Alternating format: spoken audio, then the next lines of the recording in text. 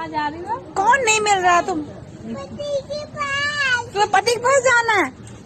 किसके पास जाना है? पति के पास। पति कौन होता है? मामा। मामा थोड़ी ना होता है। मामा तो मामी की मामा मामी के पति हैं, पापा मम्मी के पति हैं, नाना नानी के पति हैं, समझे? मेरे पति कौन है? वो कहीं खेल रहा होगा बेटा, अभी नहीं मिलेगा वो। मेरे पति कहाँ चले वो रो बच्चों के पति नहीं होते हैं बेटा, बच्चों के पति नहीं होते हैं। जब बड़ी हो जाते हैं तब होते हैं, बच्चों के नहीं होते हैं, ठीक है? बच्चों के तो भाई बहन होते हैं सिर्फ, बच्चों पति थोड़े होते हैं। और क्या? मेरे पति। रे नन्नू रो नहीं। पति।